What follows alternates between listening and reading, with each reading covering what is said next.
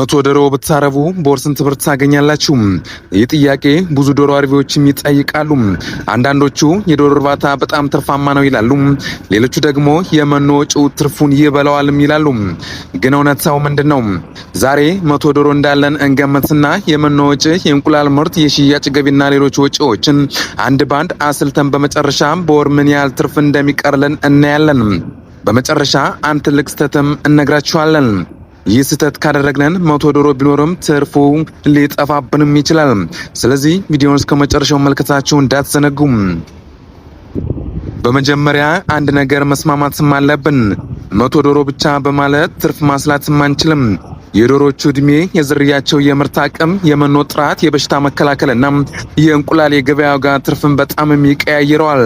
ስለዚህ ዛሬ ለምሳሌ 100 እንቁላል ዶሮዎችን ብንወስድ ዋናው ጥያቄ 100 ዶሮ ስንት እንቁላል፣ ስንት ገቢ፣ ስንት ወጪ፣ ስንት ትርፍ ይኖረዋል የሚለውን ነው የምንመለከተው። እስኪ አሁን ደግሞ ወደ ቁጥሩ እንግባም። 100 ዶሮ በሁሉም በየቀኑ አንድ እንቁላል ይሰጣሉ ብለን መቁጠርም ስህተት ነው።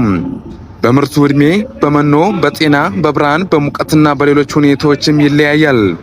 ለምሳሌ በአማካይ 80% ፕሮዳክሽን ብንወስድ የ100 ዶሮ ሲባዛ በ80% 80 እንቁላል በቀን እንዲሁም በ30 ቀን 80 ሲባዛ በ30 ብናደርገው ወደ 2400 እንቁላል ይሰጡናል እንደማለት ነው። አሁን የየአካባቢው እንቁላል ዋጋ ቢለያይም የዛን ዋጋ በዚህ ቁጥር ነው የምናባዛው ማለት ነው። ለምሳሌ አንድ እንቁላል በእኛ አካባቢ ኦልሞስት ወደ 25 ብር ነው። 25 ሲባዛ በ2400 ብናደርገው ኦልሞስት ወደ 60 ሺህ ብር ጠቅላላ ገቢ ይሆናል ማለት ነው።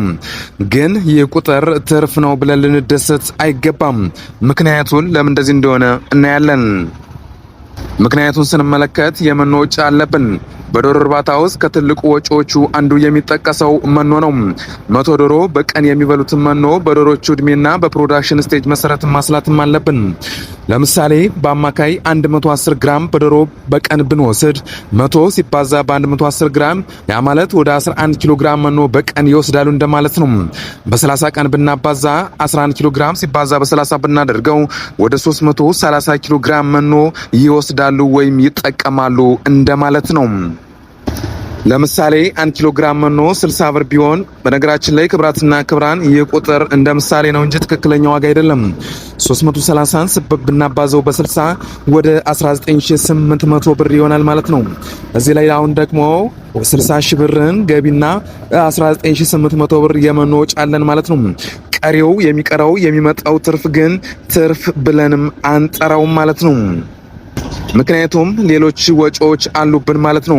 ከነዛ ወጪዎች መካከል መድኃኒት፣ ክትባት፣ የመብራት ወጪ፣ ውሃ፣ የሰራተኛ ወጪ፣ የመጓጓዣ ወጪ፣ የመኖ ኪሳራ፣ የእንቁላል መሰበር፣ የዶሮ ሞት እንዲሁም ሌሎቹ ኪሳራዎቹ በጎን የሚመጡ ስላሉ ማለት ነው።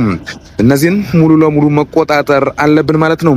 ይህንን ሳንቆጥር ትርፍ አገኘን ብለን ማሰብና መደሰትም ቂልነት ነው ማለት ነው።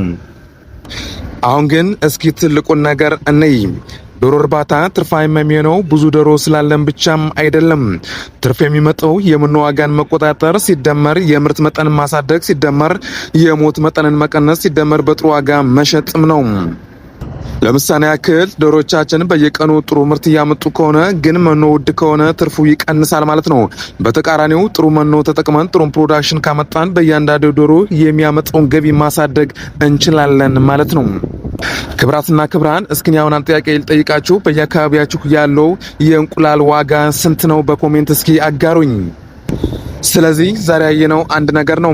100 ዶሮ መኖር ብቻ ትርፍን አያረጋግጥም። የምርት መጠን፣ የመኖ ወጪ፣ የጤና አስተዳደርና የገበያ ዋጋ ናቸው እንግዲህ ትርፋችን የሚወስኑት ማለት ነው። እንግዲህ ክብራትና ክብራን ይህ መረጃ ጠቃሚ ነው ካገኛችሁት ላይክ፣ ሰብስክራይብ ማድረጋችሁን እንዳትዘነጉ። በሌላ ጠቃሚ ቪዲዮ እስከመመለስ ቸር ቆዩልኝ።